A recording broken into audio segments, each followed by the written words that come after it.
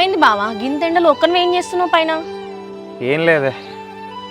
ఏం లేదనుకుంటా గంత టెన్షన్ పడుతున్నావు ఏంది బావా? ఏదో అయింది, చెప్పు ఏంటిది? ఏం లేదే, నాకు మళ్ళీ ప్రాబ్లం వచ్చి పడ్డది. ఏం చేయాలని అర్థం కావట్లేదు. అరే ఆ ప్రాబ్లం ఏంటో చెప్పు, సొల్యూషన్ ఆలోచిద్దాం కదా. ఇట్లా టెన్షన్ పడితే ఎట్లా? సరే చెప్తా, కానీ నువ్వైతే మళ్ళీ అక్కకి చెప్తా, బాగా చెప్తాను, ఇట్లా టెన్షన్ అయితే నన్ను పెట్టద్దు చెప్తున్నా. నేనేందుకు చెప్తా బావా వాళ్ళకి? అయినా ఇప్పటిదాకా మన మధ్య జరిగినదని చెప్పినా, ఏమైందో చెప్పు. సరేనే, ఇందాక మా పిల్లతో మాట్లాడదామని చెప్పేసి బస్ స్టాండ్కి పోయినాయి. అదే టైంకి వాళ్ళు అన్న వచ్చిండే. ఇక చూడాలి, మొత్తం పెంట అయింది. కావ్యాన్ని కూడా తీసుకుపోయిండు. ఏం చేయాలని అర్థం కావట్లేదు. ఏంటి బావా, వాళ్ళ అన్నకు దొరికిపోయినావా? ఎట్లా బావా? అదే నాకు అర్థమవుతలేదు. కావ్యకు ఫోన్ చేస్తే కూడా దాని ఫోన్ స్విచ్ ఆఫే వస్తుంది. ఇంట్లో దాన్ని ఏమంటుందో ఏందో ఏం అర్థం కావట్లేదు. అయినా నీకు ఉండాలి బావా, ఎందుకు ఈ ఊర్లో కలవడం? కాలేజ్కి వెళ్ళినాక ఎట్లా సిటీలో కలుస్తారు కదా, అవసరం ఇవన్నీ నీకు? అరే నేనేం కలగానే నానే వాళ్ళు అన్న వస్తాడు ఇట్లా పెంట అవుతా అని చెప్పేసి ఏదో క్యాజువల్గా వెళ్దామని పోయిన్నే.